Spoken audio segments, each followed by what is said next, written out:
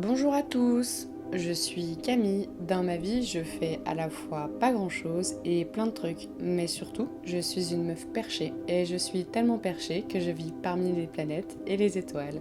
C'est mes copines, tu vois. Du coup ici, moi et mes différentes personnalités, on te parle d'astrologie.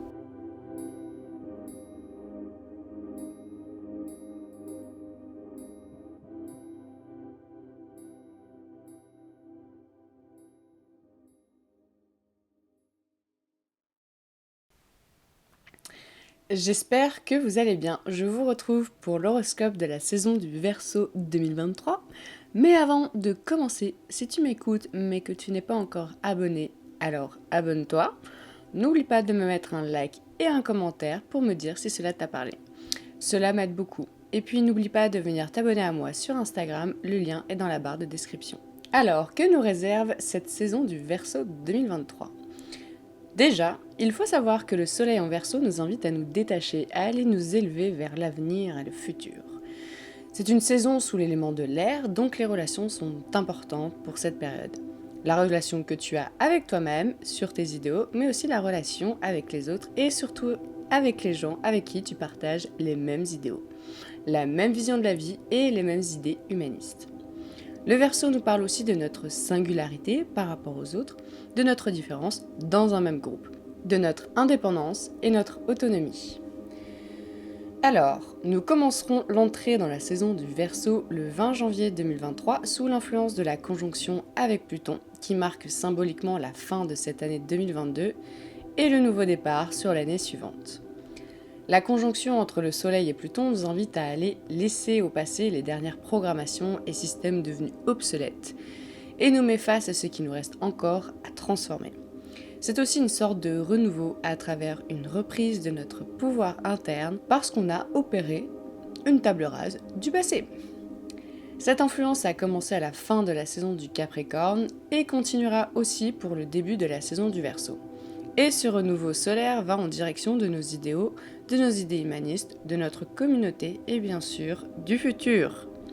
Les transformations de nos patterns et de nos structures internes sont ainsi poussées à être transformées vers le futur, et surtout pour développer plus d'autonomie et d'indépendance propre au Verseau. Bien sûr, nous reprenons notre pouvoir à travers l'appréhension de notre différence et notre singularité par rapport aux autres, tout en acceptant aussi les leurs. Et comme une nouvelle année n'arrive jamais seule, avec aussi un renouveau de notre pouvoir interne, l'entrée de la saison du Verseau sera accompagnée d'une nouvelle lune, qui pour le coup nous invite clairement à nous ouvrir sur notre pouvoir interne, pour aller plus loin dans l'idée d'avancer vers le futur, tout en laissant des structures internes obsolètes au passé. Bon, et puis bien sûr, vous pouvez vous douter que cette saison du Verseau s'annonce plutôt positive après la saison du Sagittaire et du Capricorne nerveux et ralenti que nous avons eue. Et en parlant de ralenti, cette saison du Verseau débute aussi avec la reprise de la course directe de Mercure. Et puis bien sûr, Mars, notre action man national, sera sorti depuis une dizaine de jours de sa rétrogradation. Amen! Et donc la saison du Verseau s'annonce comme une bonne reprise de course après un passage plus ou moins hasardeux sur nos anxiétés, nos doutes, nos devoirs, responsabilités à réapprendre, repeaufiner. Bref, repartir en arrière pour être certain avec nous-mêmes de savoir si nous allons dans la bonne direction avec les bons outils. Et en théorie, avec cette saison, on sait clairement mieux où est-ce que l'on souhaite se diriger pour notre futur. Et donc Mars en Gémeaux va aussi être pas mal stimulé pendant cette saison, voire même c'est clairement lui qui va mener les choses. Et tant mieux, j'ai envie de dire. Autant aller s'en servir de ce Mars en Gémeaux qui était bloqué depuis presque 3 mois. Et oui, parce que pendant presque toute la saison du Verseau, le Soleil ira faire un trigone à Mars en Gémeaux. Et si je prends une orbe large, je dirais que l'influence durera toute la saison du Verseau. Mercure, quant à lui, sera encore en Capricorne et y restera pendant toute la saison du Verseau. Vénus, quant à elle, sera déjà en Verseau et rentrera ensuite en Poisson. Et donc, en résumé, pour ce début de saison, nous pourrions sentir une vague de liberté, voire même, pour certains, une émancipation. Et vu que nous sommes invités à nous détacher avec l'influence de Mars en Gémeaux, nous sommes poussés pendant ce début de saison à affirmer finalement une pensée, un échange, voire même nous convaincre nous-mêmes de notre reprise de pouvoir à travers une émancipation de certains systèmes internes que nous avons laissés derrière nous. C'est comme si nous ressentions que nous avons bien appris la leçon de nos erreurs et que maintenant on est capable d'aller en parler à tout le monde en donnant des leçons. Je blague un peu. Plus sérieusement, cela pourrait être une bonne période pour aller mettre en action beaucoup de choses pour notre autonomie et notre indépendance personnelle, pour aller nous diriger vers le futur que l'on souhaite. Et donc si vous avez besoin d'engager quelque chose, faites-le maintenant, vraiment. Surtout si vous savez que pour l'avenir, ce sera bon pour vous. Jupiter, quant à lui, sera toujours en bélier. Et ouais, il viendra jouer avec le Soleil et Mars pour ce début de saison, et putain, ça fait du bien. Là, clairement, on s'affirme, on prend le lead de notre vie pour aller vers le futur et développer l'autonomie de notre être. Sortir de tout ce qu'on a pu nous inculquer, de ces croyances, systèmes de pensée qui ne sont absolument pas évolutifs. Avec Mercure en Capricorne, nous avons une manière d'appliquer ce que l'on pense qui est beaucoup plus efficace. On est clairement beaucoup plus structuré, c'est une intelligence patiente et pragmatique. Et cela nous pousse aussi à savoir maîtriser notre mental pour développer cette fameuse polyvalence dans nos actions, aussi d'agir en fonction de ce que l'on pense et de ce que l'on dit, tout en se sentant totalement libre d'agir comme on le veut, en comprenant la différence des autres. On pourra observer un développement d'une libre pensée pendant cette période qui alimentera aussi nos actions. Et puis Mercure sera en trigone avec Uranus en Taureau et donc nous pourrions aussi développer une libération mentale, avoir des idées originales pour reconstruire une stabilité, si c'est ça, ou alors tout simplement pour mieux savoir gérer notre vie matérielle, qu'elle soit plus calée sur nos visions humanistes et sur notre vision du futur. Vénus, quant à elle, sera en conjonction avec Saturne et elle sera un peu freinée pendant ce début de saison, mais quelque part c'est pas si mal. Parce que pour cette saison, nous ne sommes plus dans l'attraction passive, mais dans un besoin d'un gros passage à l'action. Avec Saturne, Vénus sera aussi invitée à limiter des valeurs peut-être trop différentes, voire trop utopistes, pour les ramener un peu sur Terre. Cela marquera aussi une clôture dans nos relations pour un renouveau. Peut-être une forme de bilan pourra s'observer pour aussi prendre la responsabilité de ce que nous estimons important dans les valeurs humanistes et utopistes que nous avons. Entre-temps, Uranus en Taureau sortira de sa rétrogradation. Et oui, la saison du Verseau marque une grosse phase d'accélération, car plus aucune planète ne sera en rétrogradation. Et Uranus, en repassant en direct, nous invitera pendant les premiers mois de l'année à révolutionner, à faire des changements dans notre relation à la matière, mais cette fois-ci à l'extérieur de nous-mêmes. Cette influence va durer dans ce sens pendant la première semaine. Ensuite, à partir du 27 janvier, Vénus rentrera en Poisson pour le reste de la saison du Verseau. Le passage de Vénus en Poisson invitera ce que nous aimons et estimons à plonger vers une universalisation. Peut-être pour nous inviter à une meilleure réceptivité aux valeurs que nous avons et ce sur quoi nous mettons de l'estime. Vénus en Poisson se teinte aussi d'une ambiance mystérieuse et éthérée. Peut-être cela nous poussera aussi à venir être beaucoup plus réceptifs dans nos interactions sociales pour développer plus d'empathie aux valeurs des autres. Bien sûr, l'inspiration sera au rendez-vous et cette Vénus pourra alimenter l'imaginaire collectif pour faire émerger quelque chose.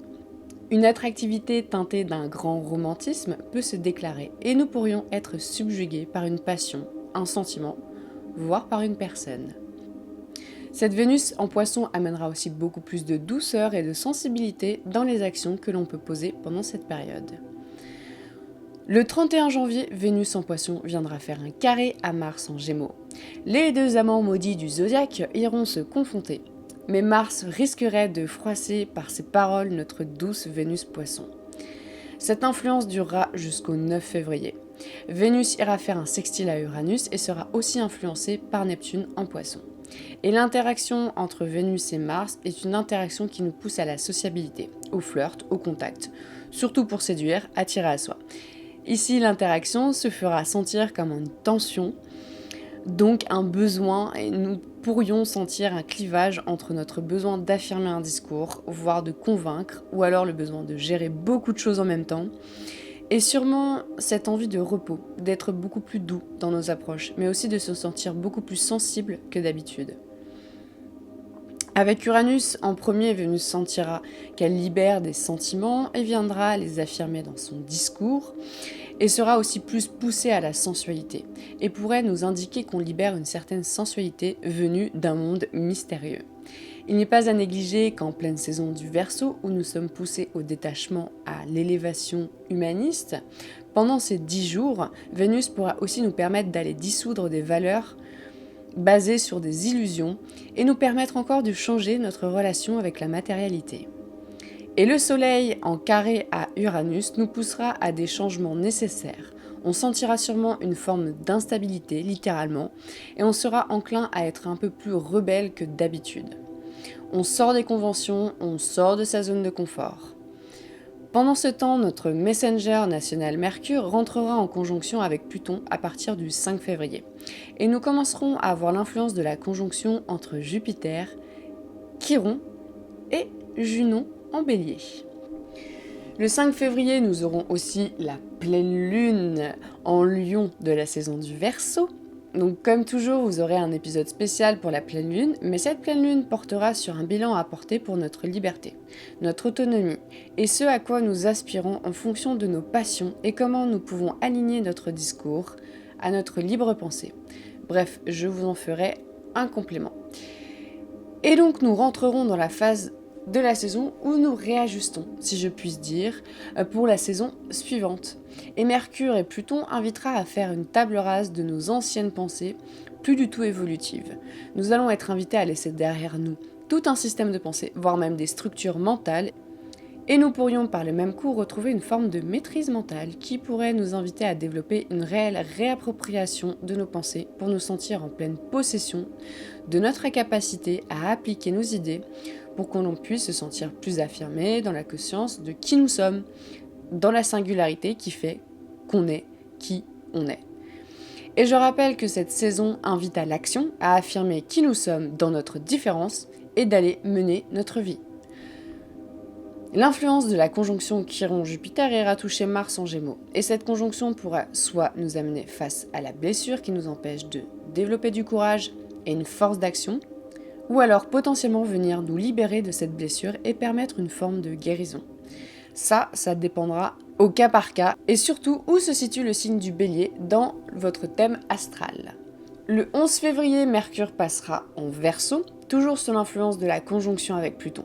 Mercure en Verseau nous poussera pour la fin de la saison à développer un intellect beaucoup plus original, avant-gardiste.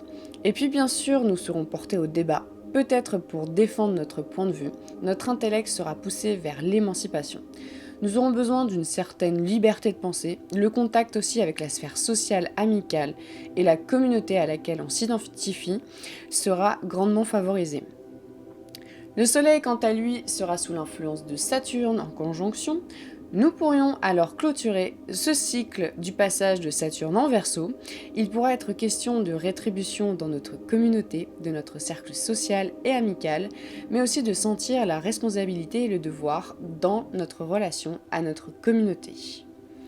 Ensuite, pour la fin de la saison, ce sera au tour de Mercure de venir stimuler Mars et Jupiter. Et peut-être que pour cette fin de saison, nous réussirons plus facilement à développer des pensées plus humanistes basées sur une meilleure vision du futur que l'on pourra aussi affirmer dans notre discours et bien sûr dans la mise en place de projets importants pour notre futur personnel.